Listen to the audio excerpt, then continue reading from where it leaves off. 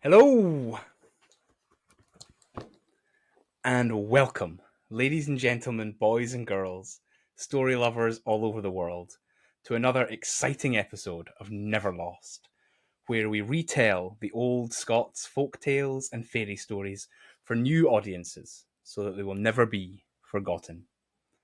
Before we get into it today, I'd just like to say a huge thank you to Alison Clark, whose kind comments and support for this project from the start has been very greatly appreciated by both myself and my beautiful wife Sarah, who is my inspiration in all things. We love to hear any and all feedback, so please like, subscribe, comment, and let us know what you like, what you don't like, or if there's a story that you particularly want to hear. Anyway, the story that I'll be telling in a moment is called Kate Crackernuts. It's an old Scots fairy tale which was first published in 1889 by Andrew Lang, who we will chat about in the follow up episode to this one.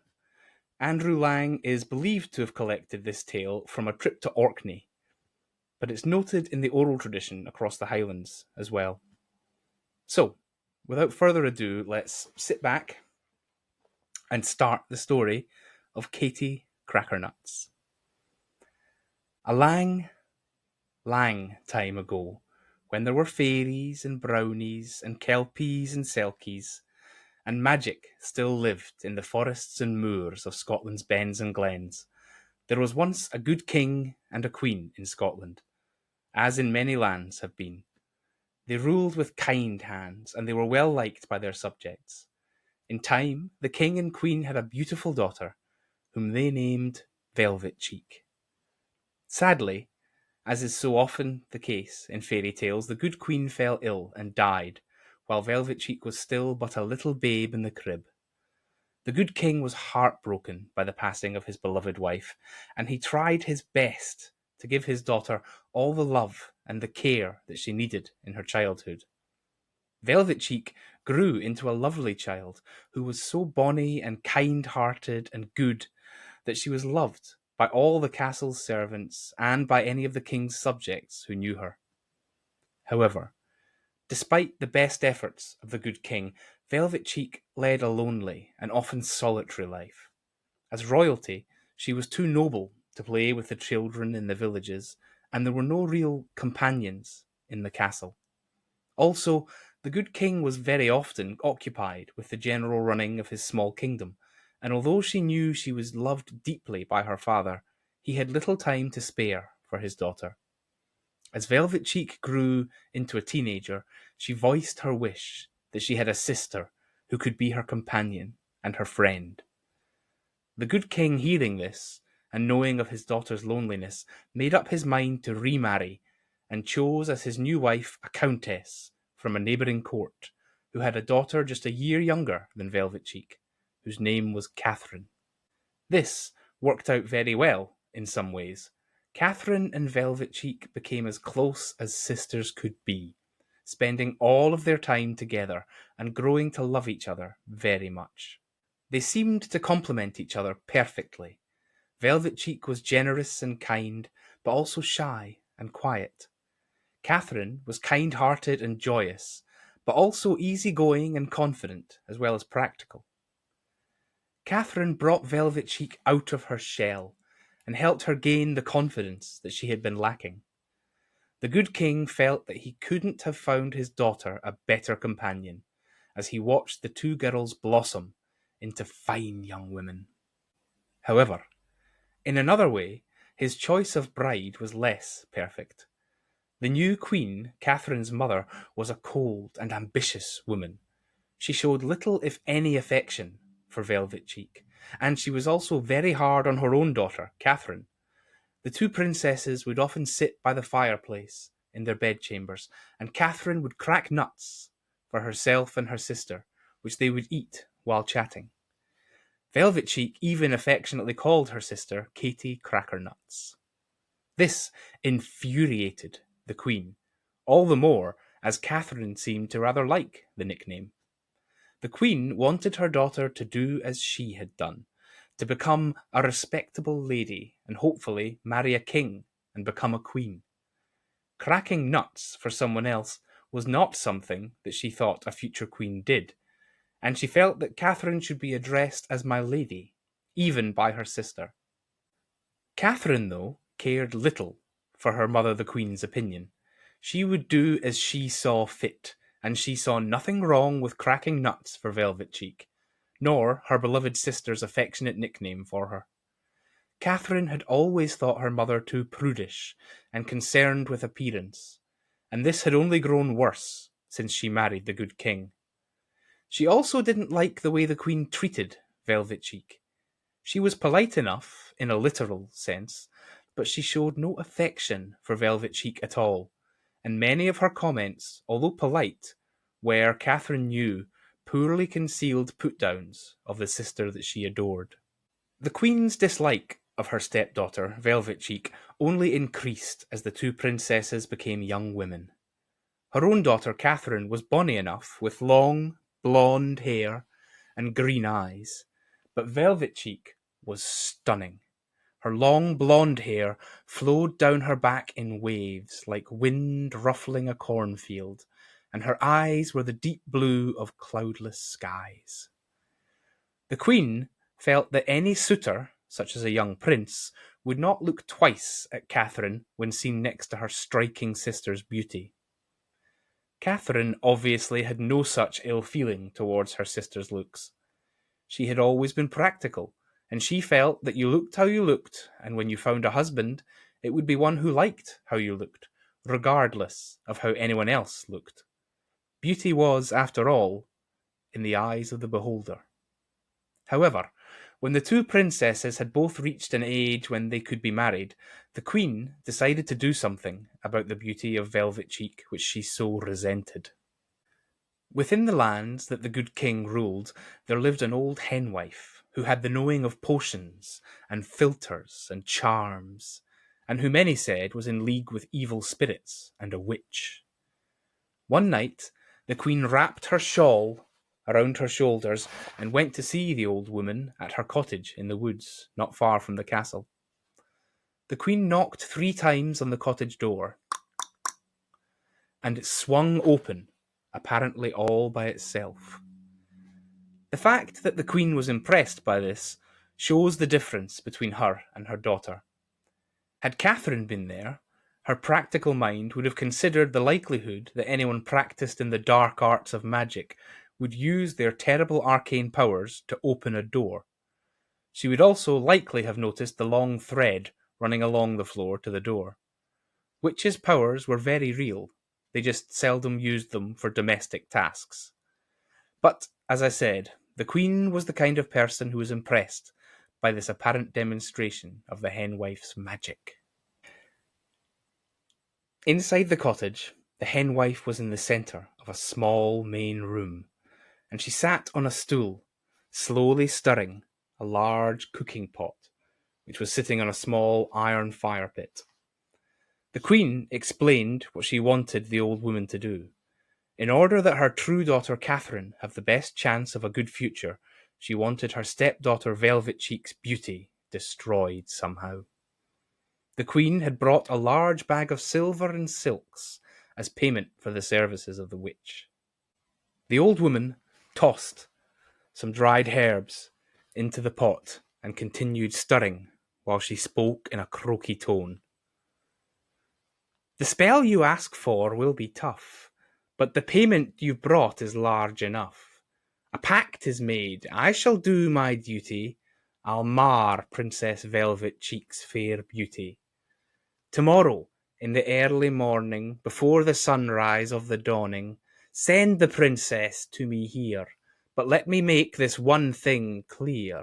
For the spell to be complete, she must come here before she eats. The Queen paid the henwife and went back to the castle. Early the next morning, she went to the princess's bedchamber and told Velvet Cheek that she was to go to the henwife and collect a basket of eggs, and that she must do it before eating anything. For the Queen said, "There is nothing that maketh the roses bloom on a young maiden's cheeks like going out fasting in the fresh morning air."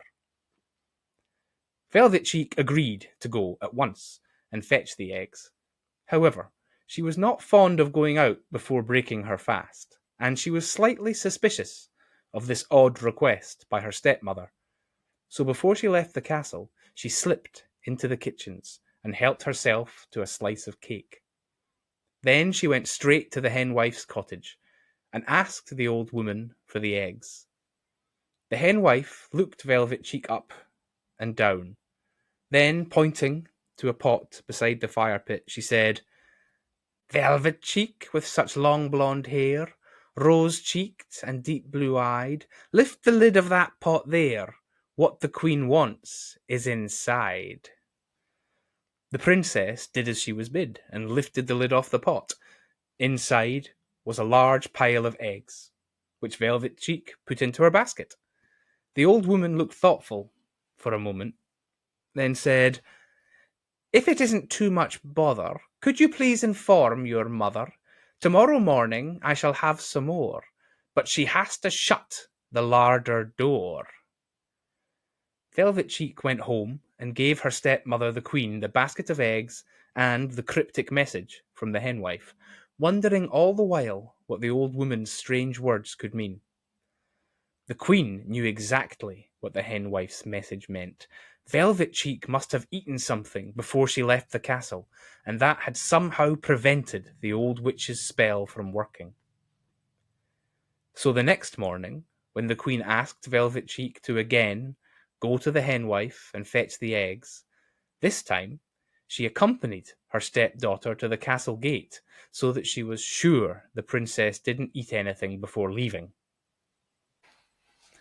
However, as Velvet Cheek was walking the short road to the edge of the woods, she passed a group of country folk picking berries in a field beside the road, and she asked them for a handful, which she ate before she reached the henwife's cottage.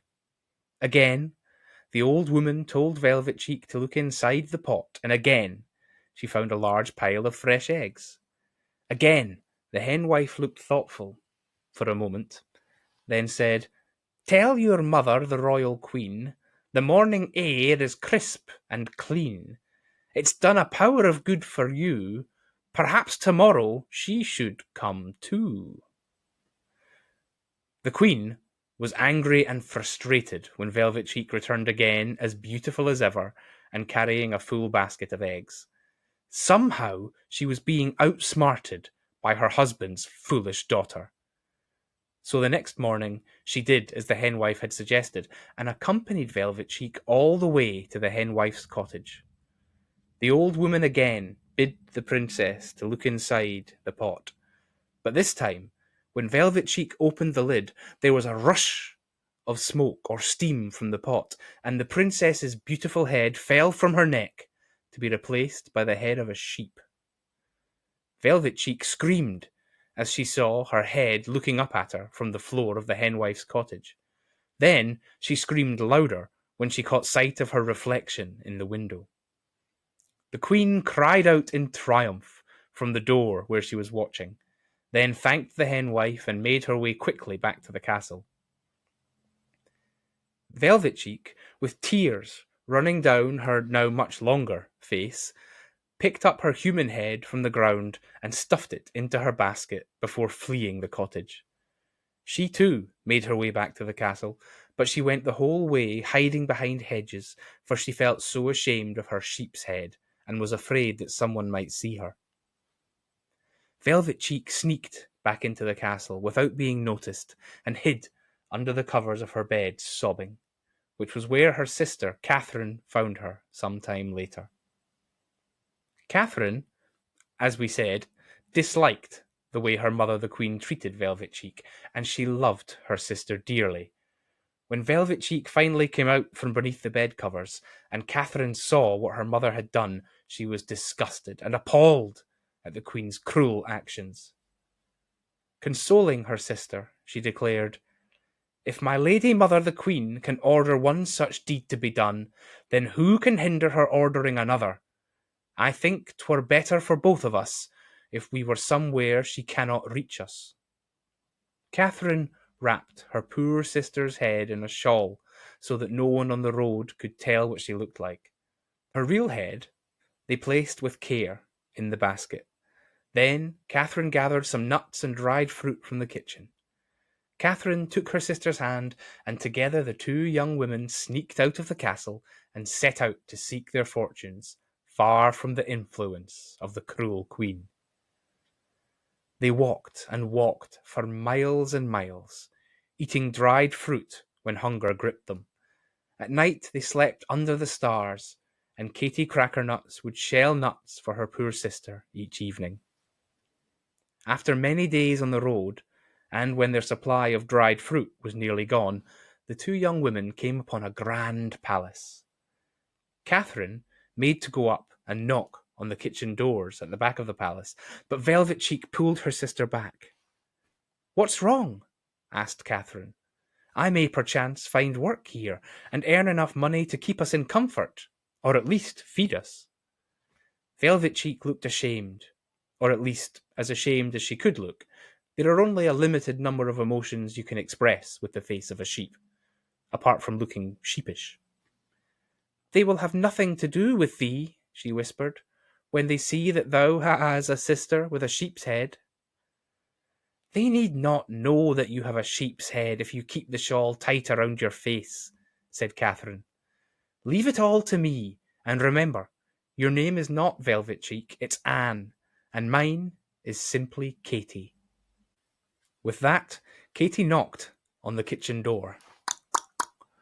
And when the housekeeper answered, she said, "Good afternoon, my lady. Perchance is there any work that your master can give me to do? For I have a sick sister, Anne, who is sorely troubled with a migraine, and I would fain find a quiet lodging for her, where she might rest for a time." The housekeeper looked Katie up and down, and asked, "Dost thou ken aught of sickness and illness, then?" "I do indeed," replied Katie, which was true. She had studied herbalism in the library of the old king's castle. "I have read books on medicine, and I ken that when one's sister is troubled by the migraine, the best remedy is honey, butterbur, lavender, and peppermint, along with quiet rest." The housekeeper looked impressed, and said, "Perhaps there is some use you can indeed be, young lady, and well paid you shall be for your service." Katie was taken to see the king of the palace, who, like the housekeeper, was impressed by Katie's knowledge of herbalism and by her general practical nature. He explained what he would be wanting her to do. It seemed that his son, the crown prince, was suffering from a mysterious illness of some sort.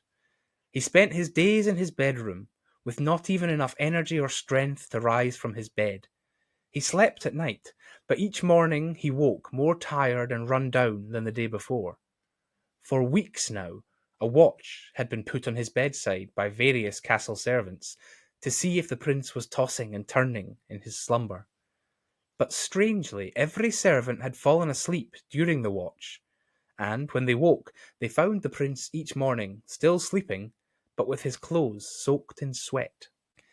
The king wished Katie to sit with his son through the night and see that no harm befell the crown prince. He promised that a private room would be set aside for her sister Anne to rest in, and that if Katie stayed awake until morning, she would have a full bag of silver pennies as her reward. Katie agreed immediately, and as soon as her sister was safely tucked away in her private room, she pondered the problem in front of her. From what the king had told her, she could think of no illness she knew of that would cause the prince's odd weakness.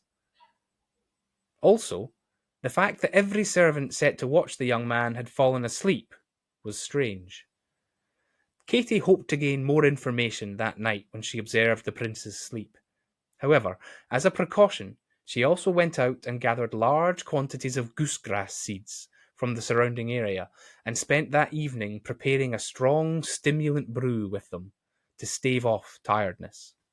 Goosegrass is known to be high in caffeine, and it was often used by Scottish people before coffee was introduced at the end of the 16th century. As night began to fall at around 9 p.m., Katie went to the prince's room and began her vigil. The prince was lying in his bed, already asleep. He seemed to be caught in some sort of mild fever, though his head wasn't hot to the touch. He turned over from side to side, and he stretched his hands out as if reaching for something. Katy looked at the young man. He was a comely lad, despite his pale and wan complexion. His blonde hair was unkempt, and he was terribly thin and gaunt about the face. However, Katy thought that with a little grooming and a lot more meat on his bones, he could be quite handsome. Katy sat herself by the fireplace in the prince's bedroom. She drank a mug of her goosegrass coffee, and she cracked some nuts as she watched the young man toss and turn in his bed. For hours, nothing happened, until shortly before midnight, all of a sudden, the atmosphere in the bedroom seemed to thicken, and the dust motes appeared to sparkle as they floated in the air. Katy felt slightly drowsy, and she quickly drank the rest of her goosegrass brew in one draught. Something was happening, or maybe about to happen. She looked over at the prince's bed and watched the young man throw off his covers and dress himself without ever opening his eyes. The prince crossed the room towards the door. Katy snapped her fingers and then clapped her hands together. But the prince seemed not to notice as he opened his bedroom door and slipped out. Katy followed, thinking to herself, "Methinks I'd better see the end of this, for these are not the actions of a sick man. He appears more like someone bewitched." The prince walked silently through the castle and put on a riding coat before going to the stables and saddling his horse. Then, still apparently in a trance, he mounted and made to walk the horse out of the stables and into the night. Just as the horse was about to move, Katy jumped lightly onto its back behind the prince. He again made no notice of her as he spurred his horse out of the palace and into the green woods. The horse moved at a fair pace as the pair rode through the woods and out onto the moorland beyond. Thinking practically, Katy dropped a trail of nuts behind them as they went. They rode across the moor until finally they reached a large grassy hillock where the prince drew rein and dismounted. Katy slid off the horse's back and followed the prince as he led his horse up to the green hillock and said, "Green hill, open up to the stars and wind. Let the prince and his horse come in." To Katy's astonishment, the side of the hill seemed to fold inwards like a double door, revealing a passageway. The prince led his horse into the tunnel, and Katy followed. Just in case, under her breath, she whispered, "Green hill, open up to the stars and wind. Let his lady come behind him." When they were across the threshold, the doors, for want of a better word, slid quietly closed behind them. A short way down the passage, and down is the right word, for the tunnel led down and into the earth itself, Katy found herself in a magnificent hall. There had been faintly glowing mosses and lichens growing on the walls of the tunnel, but the hall was brilliantly lit with hundreds of candles in sconces around the room. Around the edge of the hall there were tables piled with foods that Katy had never seen before, and jugs of sweet-smelling wines. The centre of the hall was filled with the most beautiful maidens and menfolk that Katy had ever beheld. They were tall and lithe, dressed in shimmering gowns and breeches, which seemed to change colour like the plumage of a peacock or the wing of a starling. There were even fairy children in the hall, as lavishly dressed as their adult counterparts, running around and darting between the dancers. Katy knew at once that these were the Downie Sidhe, the fair folk of legend, and the descendants of the old gods, the Tuatha De Danann. Fairy music filled the air, and the fae folk were jigging and reeling to the tunes. When the maidens saw the prince, they ran to him and pulled him into the dance along with them. Katy watched from a shadowed spot against a wall as the prince joined the dance and leapt and spun amongst the elven fairy maids. Although his eyes were still closed, he laughed and sang as if he had never known what it was to be weak or sick. From her hidden and unnoticed spot, Katy watched the dance for a long time. Fairy elves would leave the dance and drift to the tables for food or wine before rejoining the joyous celebrations.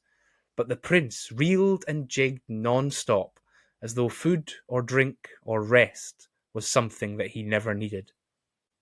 Katie also managed to overhear many of the fairy elves as they talked to each other at the tables close to her.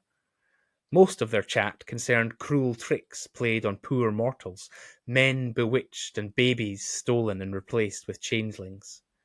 After some time, though, something caught her attention. There was a young fairy under a table not far away who was playing with some kind of silver wand. He was no more than a toddler, and he was turning the wand over in his hands and occasionally putting it into his mouth. When one of the elven ladies passed, she remarked to the babe in a voice as sweet as treacle, "Be careful with that, lambkin, or I shall have to take it. It may be just a little thing, but we wouldn't want to break it. It's not a thing of mighty power, as anyone can tell, but 3 thrakes of that silver wand could break a witch's spell." Katie's ears pricked up at the last words. Break a witch's spell. That wand may not be a thing of mighty power, but it could be just the thing she needed to cure her sister's awkward affliction. Katie crept around the edge of the hall towards the table the babe was under. When she was close enough, she drew some nuts from her pocket and began rolling them across the floor in front of the small child. As she had hoped, when the nuts rolled past him, the toddler dropped the wand under the table and went crawling after the rolling nuts. Quick as a kingfisher, Katie darted out and under the table, snatching up the wand and putting it into her apron. Then she quickly nipped back into the shadows and slipped back to her hidden spot. She was just in time, for a moment later the sound of a cockerel crowing outside echoed around the hall, and in an instant the fairies and the tables and the candles and the music vanished. The prince was left alone in the middle of what had been the dance floor. Still with his eyes closed, he walked woodenly to where he had left his horse near the tunnel entrance and started to lead it back up the passageway. Katie quickly gathered herself and set off after him. The doors at the end of the tunnel opened, and the prince was on his horse when they began to close again. Katie had to run to reach them before the prince spurred his horse into a gallop, but she managed to leap up behind him again, and the pair rode back across the moor and through the green wood towards the palace. Katie watched the prince unsaddle his horse, return to his bedchamber, and resume his fitful slumber. As soon as the prince was abed, Katie ran from his chamber to the private room that had been set aside for her sister, Anne. She found her sister sleeping soundly in her bed, her poor, misshapen sheep's head lying peacefully on the pillow and letting out soft snores that sounded a lot like muffled baas.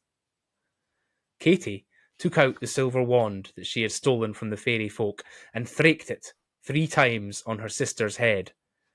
There was an inrush of air and a small billow of smoke or steam, and lo and behold, her sister's real, beautiful head was once again attached to her neck on the pillow, and the sheep's head was lying in the basket on the floor.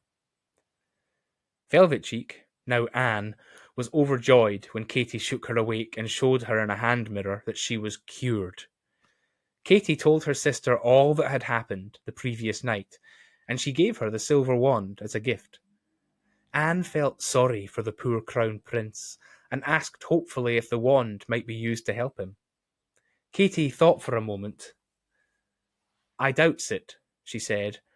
"One of the fairies said that it was not a thing of mighty power, and methinks that a fairy bewitchment is harder to break than a witch's spell." Anne looked crestfallen. "Dinna fash though, sister," said Katie. "I intend to go back tonight, for if the means to break his bewitchment can be found anywhere, methinks it be there in that fairy mound." Katie would gain her chance to return to the fairy dance and help the prince with ease. After breaking the spell over her sister, she returned to the prince's room and sat by the fire watching him and cracking nuts as she waited for the king to check on them. When he did, she told him that the prince had slept well and she had not had any trouble herself staying awake. The king was well pleased to have found a suitable nurse and asked Katie to watch his son again that night. He was also quite charmed with the looks and manners of her sister, who came out of her room as bonny as a spring bloom and happier than she had ever been. Anne declared that her migraine had gone thanks to Katie, and that she was now ready and able to do any work that the housekeeper or the king could think of for her. While Anne worked about the palace, Katie slept and readied herself for the night ahead. That evening, the events unfolded much as they had the previous night. Katie drank a strong draught of goosegrass brew and watched the prince rise at midnight entranced and dress himself before going to the stables and mounting his horse. Again he rode through the green woods and across the moor, with Katie riding pillion behind him. When they reached the fairy mound, the prince dismounted and said, "Green hill, open up to the stars and wind. Let the prince and his horse come in." And Katie whispered, "Green hill, open up to the stars and wind. Let his lady come behind him." Down the fairy tunnel, dimly lit with glowing mosses, they went, and into the brightly lit dance hall of the Doiny Shee. The prince was again whisked off into the dance by the tall fairy folk, and Katie took up her hidden vantage point against the wall in the shadows. As the prince danced and jigged with the throng of fairy elves, Katie watched and listened. Again, much of their talk was of things they had done to people, unsuspecting travellers led astray, mortal lovers they had taken, prideful folk they had taught lessons to. After a while, though, she noticed the fairy toddler again, under the same table as the night before. Now, though, he was handling a bird, about the same size and shape as a hoodie crow, but with brightly coloured feathers of yellow and red. The bird was pecking at crumbs on the floor under the table, and it had a thin silver chain about its neck that the toddler occasionally pulled, dragging the creature towards him. He would stroke the bird's feathers lightly, and then let it hop off again. Presently, the same fairy lady as the night before passed him, and she said, "Be careful, little lambkin, my playful little one. You wouldn't want to lose that bird and spoil all our fun. Although it is a little thing, its power is evinced. 3 bites of that little bird would free our dancing prince." This was the information Katie had been waiting for. She sat bolt upright and waited. The fairy lady drank some of the sweet wine and then rejoined the dance. Katie crept along the edge of the hall towards the toddler, and when she was close enough, she began rolling more of her seemingly unending supply of nuts past the toddler. The fairy babe cocked his head in interest and again went crawling off after the rolling nuts. Katie put her foot on the silver chain which the child had dropped, and then she slowly crouched down. She gently pulled the strange bird towards her, and when it was close enough, quick as a kingfisher, she grabbed it and covered its beak to stop it from crying out, and stuffed it into the front of her apron. With one hand in her apron pocket, still holding the bird's beak shut, Katie quietly sneaked back to her hiding spot in the shadows against the wall. Not long after that, the cockerel crowed and everything except the prince vanished. Katie returned to the palace with the prince and saw him climb back into his bed. She sat down by the fireplace in his bedchamber, but this morning, instead of cracking nuts, she killed and plucked the bird that she had stolen from the fairy mound. Then she began to roast it over the open fire.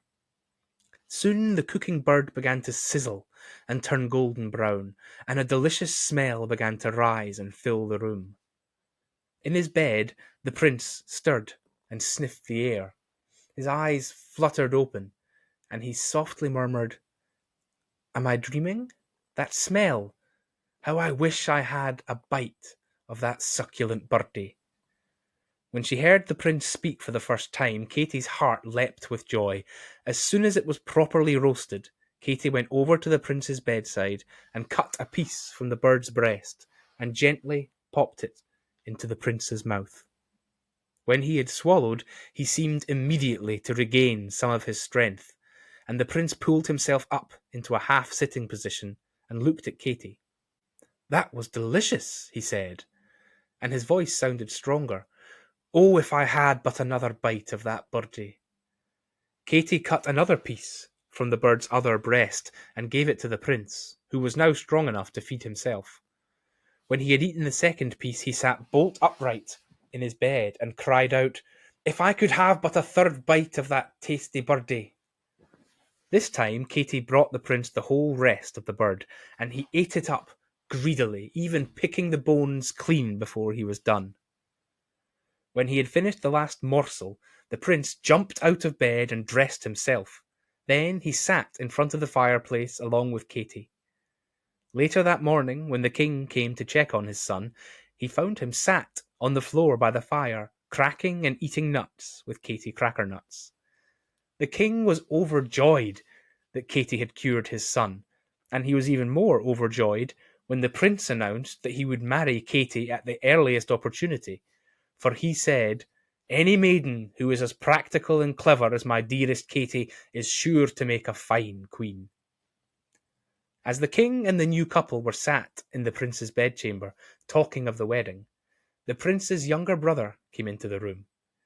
He was leading Katy's sister, Anne, by the hand, and he declared that when he had met her the day before, he had fallen hopelessly in love with her, and now nothing would make him happy if it were not that she be his bride. So, not long after that night, it was a double wedding that was held at the palace. Kate Crackernuts married the prince and became a good and wise and kind queen, and Velvet Cheek married the younger brother and continued to be all that she had ever wished to be, Catherine's sister and loving companion. The royal family ruled the small lands around their palace well and lived long and happy lives. Now, whether this next and final part of the story is true or not, who can say? But there is a tale that is whispered by many of the guests that were at that wedding. Being a royal wedding, it was fitting that all the kings and queens of the lands around were invited, and they all came to witness the two new royal couples, and to bestow gifts upon them. Each king and queen approached the palace thrones and bowed their heads before offering their gifts. One couple, though, approached with apparent reluctance. He was an old and good king, with a pleasant smile and an amiable manner. His queen, though, was a tall and thin woman who glared at the assembled guests and said very little. Her hands, which she kept clasped at all times, were concealed within the long and flared sleeves of her dress. When this couple approached the thrones, the two newlywed brides exchanged a meaningful glance at each other. This king and queen bowed, as was required, and then the queen held forward their gifts. Those guests who were watching saw a wicker basket full of golden eggs. Those guests who were watching very closely swear they also saw the queen's hands, or lack thereof, for the queen's arms ended not with two dainty, perfect hands, but with two sheep's hooves. Katy looked at her sister, Velvet Cheek, and nodded once. Velvet Cheek rose from her throne and walked to just in front of the bowing queen. From somewhere in her dresses, she withdrew a silver wand and thraked it 3 times on the queen's arms. There was an inrush of air and a small billow of smoke or steam. Later on, during the celebrations, the queen had her sleeves rolled up and her hands in full view of everybody. That is the end of the story of Kate Crackernuts. I hope you enjoyed it, and I very much hope to see you next story.